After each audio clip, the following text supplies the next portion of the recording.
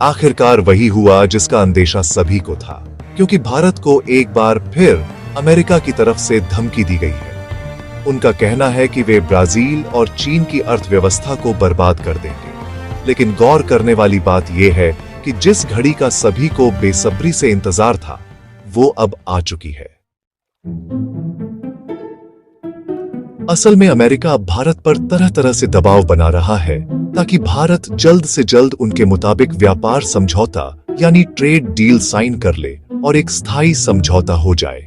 हैरानी की बात यह है कि अमेरिका में हुई 5वें दौर की बातचीत के बाद भारत की टीम बिना किसी समझौते के वापस लौट आई और अब तक कोई डील फाइनल नहीं हुई है। लेकिन अब मामला यहां तक पहुंच गया है कि अमेरिका को खुद भारत के साथ इस डील की इतनी जरूरत महसूस हो रही है कि उनके उच्च अधिकारी अब इस डील को दिल्ली में अंतिम रूप देने खुद आ रहे हैं। तो आखिर ऐसा क्या हुआ कि अमेरिका को झुककर भारत आना पड़ रहा है? क्या वाकई वे भारत से मिन्नतें करने आ रहे हैं? क्या मामला कुछ और है? यही सब आज के वीडियो में विस्तार से जानेंगे। असल में अमेरिका ने भारत को 1 अगस्त की डेडलाइन दी थी कि उससे पहले अगर स्थायी व्यापार समझौता नहीं हो पाता तो पहले एक छोटा यानी मिनी समझौता हो जाए और धीरे धीरे इसे पूर्ण समझौते में बदला जाए। इसी प्रक्रिया में भारत की टीम, जो पहले बिना किसी डील के लौट आई थी, वो दोबारा जुलाई महीने में 5वें दौर की मीटिंग के लिए अमेरिका गई। कई दिन तक बातचीत चली, लेकिन भारत की सख्त शर्तों ने अमेरिका को हिलाकर रख दिया। इस चर्चा में कृषि, ऑटोमोबाइल और विशेष केमिकल्स तकनीक जैसे मुद्दों पर बात हुई। अमेरिका चाहता है कि भारत कृषि और डेयरी उत्पादों पर आयात शुल्क कम करे ताकि उसके प्रोडक्ट भारत में आसानी से बिक सके। लेकिन भारत ने अपनी रेड लाइन बिल्कुल नहीं छोड़ी। भारत का रुख साफ था कि वह अपने कृषि और डेयरी सेक्टर की सुरक्षा से कोई समझौता नहीं करेगा।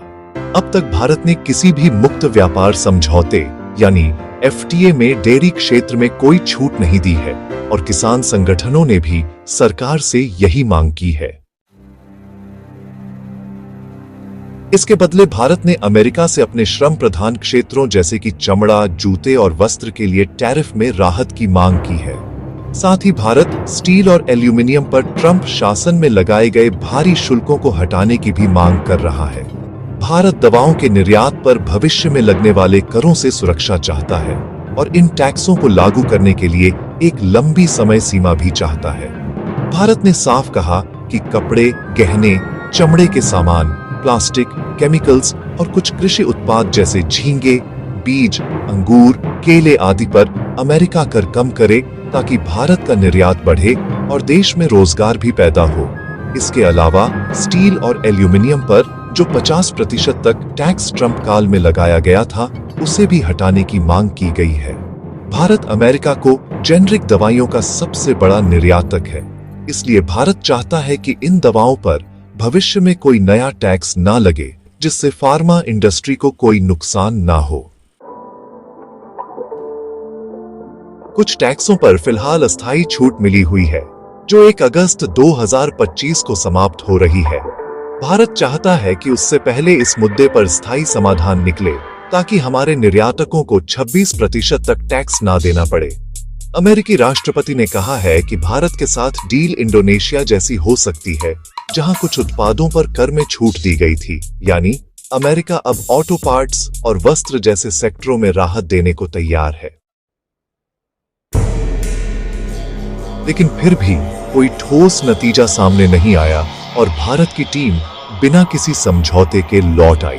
अब जब भारत की टीम वापस लौट चुकी है तो अमेरिका को डर सताने लगा है कि कहीं भारत अब इस डील से पीछे तो नहीं हट रहा। जिस बात को अमेरिका प्रेम से कह सकता था, वही बात अब धमकी के जरिए कहने की कोशिश कर रहा है। हैरानी की बात यह है कि अब अमेरिका के सीनेटर, जो वहां के सांसद होते हैं, भारत को चेतावनी दे रहे हैं कि वे भारत की अर्थव्यवस्था को ब्राजील और चीन जैसी कर देंगे। सवाल उठता है, क्या अमेरिका भारत की इकोनॉमी को बर्बाद कर सकता है? सीधा उत्तर है, बिल्कुल नहीं। अमेरिका अब वो ताकत नहीं रहा जो किसी भी देश को एक बटन दबाकर खत्म कर दे। हाँ, कुछ क्षेत्रों जैसे सेमीकंडक्टर, उन्नत एआई, चिप डिजाइन या डिफेंस सॉफ्टवेयर तक भारत की पहुंच सीमित कर सकता है। साथ ही स्विफ्ट सिस्टम वित्तीय लेन देन या डॉलर क्लियरिंग में रुकावट डालने की कोशिश कर सकता है। लेकिन भारत अब रुपया, रूसी रूबल और युआन जैसी करेंसी पर आधारित स्वतंत्र व्यापार प्रणाली पर काम कर रहा है और अमेरिका की ही तरह वह विदेशी कंपनियों पर रोक लगाने की क्षमता भी रखता है। भारत न केवल दुनिया की 5वीं सबसे बड़ी अर्थव्यवस्था है, बल्कि 1 अरब 40 करोड़ से अधिक आबादी के साथ सबसे बड़ा उपभोक्ता बाजार भी है। साथ ही भारत आईटी, फार्मा, डिफेंस और स्पेस के क्षेत्रों में तेजी से उभरती हुई ताकत है और यही कारण है कि अमेरिका को भी भारत की जरूरत है, चाहे वह चीन का प्रभाव कम करना हो या इंडो पैसिफिक क्षेत्र में संतुलन बनाए रखना हो।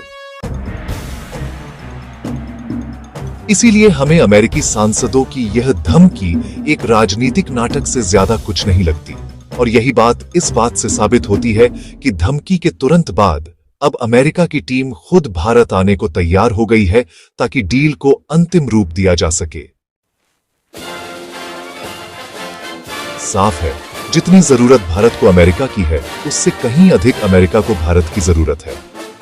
अब आप बताइए, क्या आपको लगता है कि अमेरिका की टीम अचानक भारत क्यों आना चाहती है? अपनी राय नीचे कमेंट में जरूर बताएं। वीडियो को लाइक, सब्सक्राइब और अपने दोस्तों तक जरूर शेयर करें। जय हिंद, वंदे मातरम।